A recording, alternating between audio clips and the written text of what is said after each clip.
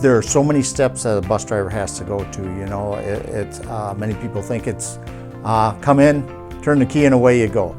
It starts way before that. Their pre-trip usually takes about 10 to 15 minutes, checking all the lights, all the seats. They've got to do, our buses have air brakes. They have to do a lab test to make sure the brakes are functioning properly. For a bus driver, they have to get like a learner's permit. They'll actually go get their DOT physical because it is regulated by the feds because it is a CDL. They'll get their DOT physical and they will take the written test. So once they get their permit, then what we do is we hook them up with one of our trainers. And our trainers will usually spend, depending on the person, some people learn faster than others, some have different backgrounds, some already have their CDLs, they just need their school bus and passenger endorsement. We always figure about 15 to 20 hours, hands-on training. Once the trainer and the driver feel they're ready to take their road test, we have a third-party tester that comes to town, and anyways, we'll take them over there and they'll do their road test. They've got to do pickup procedures, drop-off procedures, railroad crossing, backing, and then general driving. So it is quite extensive. I figure anywhere from 4 to 6 weeks. It's going to take a person from the time they fill out their application to the time they actually get their license.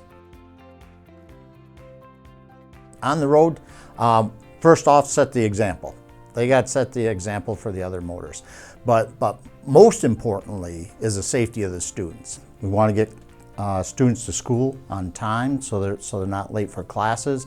It's the beginning of their day, so it sets the tone for their day. Right now we have 50 buses, 50 school buses. We use 38 of those for routes. We feel it's better to own our own buses. If somebody calls today and says, oh, I forgot this field trip coming this afternoon, we can automatically jump on it right away and get it taken care of. We're in a contractor, you'd have to go through them, they'd have to find somebody to do that, and then of course there'd be an extra expense for that. What we plan on is every year we plan on purchasing about 3 buses. That keeps us within our rotation. We run our buses to approximately 130,000 miles. We found at that point, not so much the mechanical side of things, it's more the rust side of things. Everything's getting eaten up with rust by that time.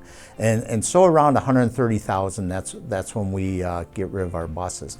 Right now, we have 34 bus drivers, and then we have about 5 sub-bus drivers right now. We are looking for more, but we're always looking for more. That's an ongoing problem. But right now we employ 34 bus drivers. Some of the things we offer a health insurance plan. There's a bonus plan for not missing how many days you miss of work. There's those kind of things. They get paid holidays. You've got a morning route and an afternoon route, so it opens your day up to do other things if you want, to get paid holidays. So there's a lot of benefits that the drivers get. Part of it is just the gratification of seeing students go from kindergarten to a senior and graduating. It's not only a monetary rewarding job, but it can be a very emotional rewarding job also. My name is David Trowbridge. I'm the head mechanic for Tomah Area School District. Day-to-day basically is to keep the fleet and or grounds or maintenance equipment moving. Keep everything running, keep everything maintained. I'm always trying to be one season ahead, especially as far as on the ground side of it. Snow equipment we do generally in the spring when they're done with it, and we go through it and we fix anything and everything we can find on them. I always say, do you want to fix it now, or do you want to fix it in January when they're broke down, stuck in a snowbank? So we probably get a little extra picky on the stuff, but it saves time in the long run. I always look at it as like one of my personal vehicles, or one of my, something that my daughter or my wife might be driving. I think I wouldn't send my kid through winter on that or with that like that. So I always think, let's just do it now and be done with it. It just saves time. Summer is the busy time. Like if a vehicle comes in and we're doing our annual inspection on it, It's particularly buses, and you look at it and let's say the brakes have 8 to 10,000 miles left on them, which is still quite a bit of brakes.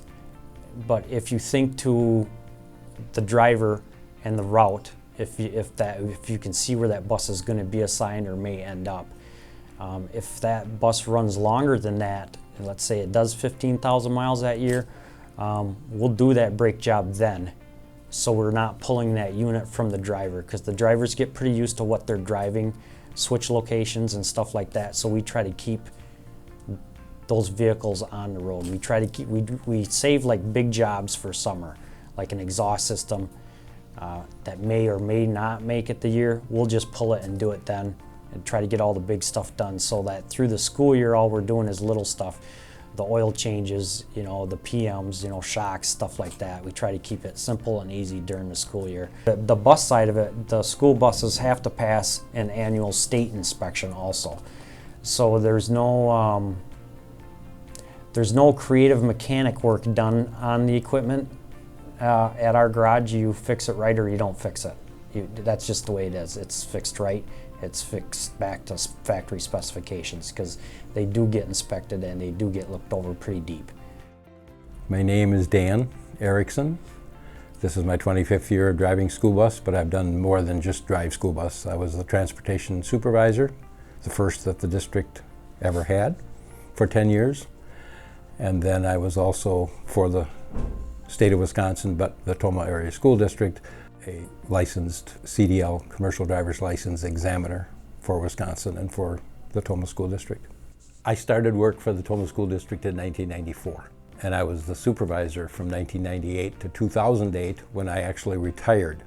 Mr. Moody encouraged me strongly to come back to driving school bus, so I've done that in my retirement. I've driven school bus then, and now I'm beginning my 25th year.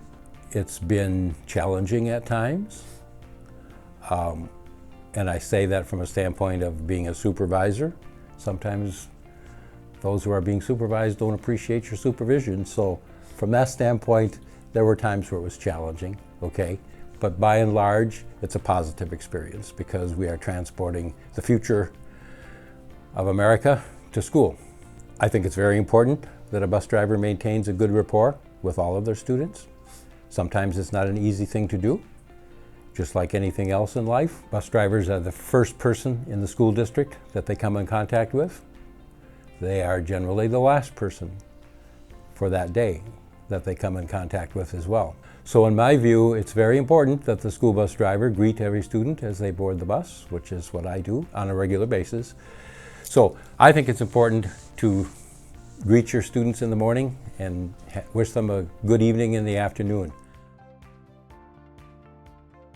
Just like you need to be in school each day as a student, bus drivers need to be available to drive on school days.